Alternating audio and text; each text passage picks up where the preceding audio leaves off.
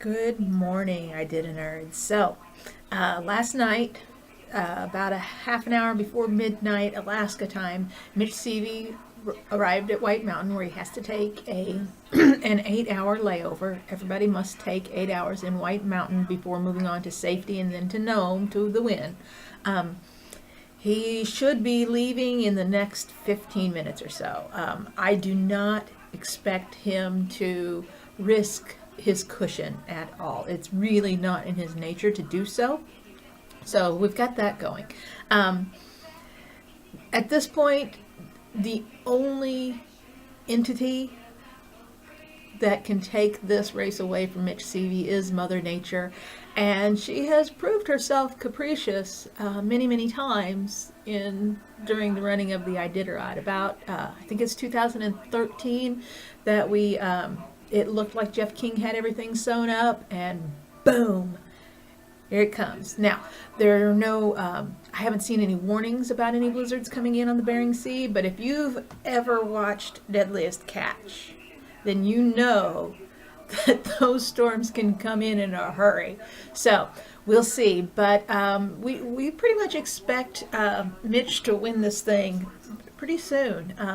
So just safety and then safety to Nome. So probably what would be the wee hours for me here in Missouri. So I will keep an eye on it and might stay up late. I will. I'm going to keep an eye on it because I'm going to want to watch the live finish, and it's a lot of fun because the amazing thing about the finish, paying for the Iditarod Insider is worth it just for the finish. It really is, because these dogs have run 1,000 miles and they come trotting in so happy. And if you doubt that a dog can feel pride in an accomplishment, this might change your mind. The way they come into that checkpoint with everybody cheering, these dogs have all done it before, or most of them anyway, so they look proud. So it's well worth it just to get to watch that. So it looks like the real race is between Dallas Seavey and Nick Petit for second place. It'll be close. It'll be close. They've been leapfrogging a lot. Dallas made it into both Elam and White Mountain before Nick did, but I think it was just a half hour before. So Nick has a few more dogs, but Dallas always says that he's got the best small dog team, or among the best. Well, better than his dad's anyway, and his dad is winning, so there you go. Jessie Royer is in White Mountain now, but I don't have an official time on her yet. They haven't updated the standings yet, and we don't complain about that, even though it frustrates us, because a lot of times they're working with bad weather and satellite phones and people coming in and out and trying to get things up. So we'll see, but she's in there. Yours in there. So we've got 5 at White Mountain.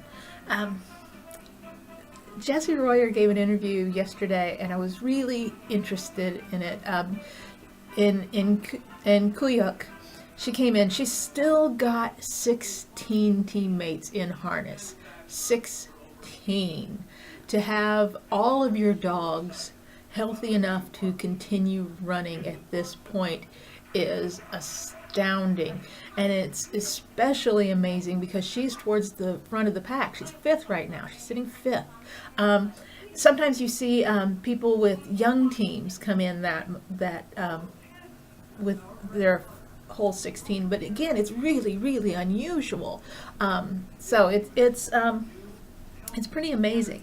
In her interview, she said she was thinking about staying in Kuyuk longer than the usual 3.5 hours she's been resting. Well, it's like 3 hours rest. You got to figure time for feeding the dogs, getting them some sleep, and getting them bootied up, getting them fed again. So it's about 3 hours and then a half an hour of prep. So she's been spending about 3.5 hours in the checkpoints.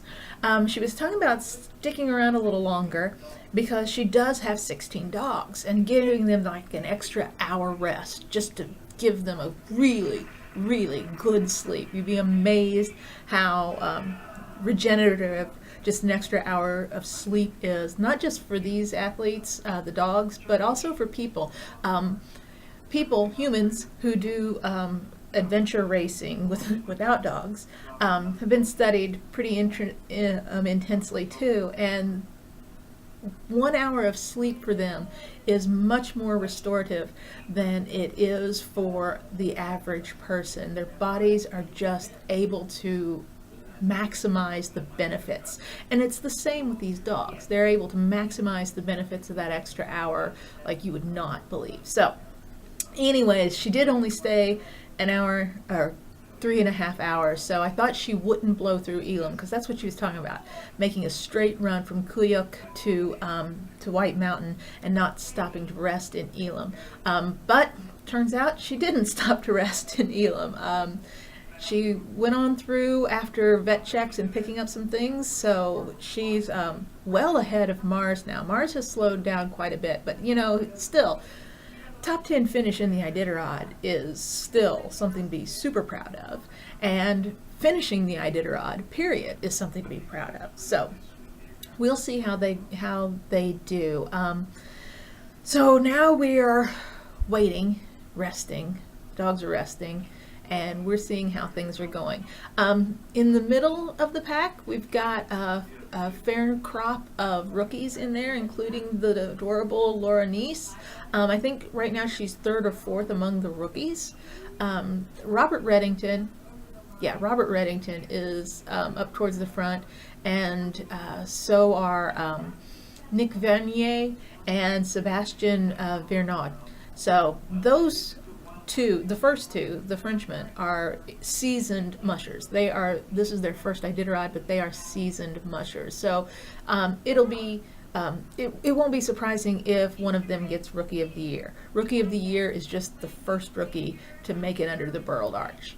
But Robert Reddington is giving them a run for their money. And I mean, if you were going to talk about history and breeding and things, and we don't like to apply that to people, but Robert Reddington is the grandson of Joe Reddington, who is the founder of the Iditarod sled dog race. So he's got a long pedigree of mushing. He's a very, he's a rookie, yes, but his family has been participating in the Iditarod every year.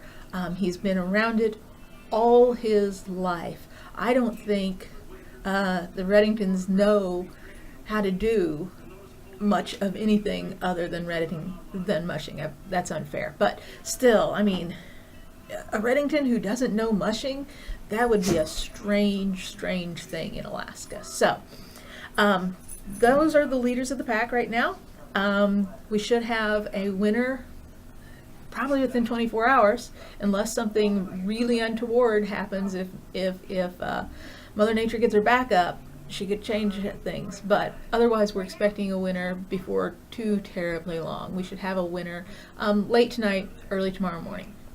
I will check in with you all later today to give you some updates on the middle and the back of the pack. We haven't talked much about them, but we need to acknowledge that finishing this race is an accomplishment, and we want to talk a little bit about those people who are not contending for the top prize, but who are traveling across Alaska with nothing but their dogs and their wits.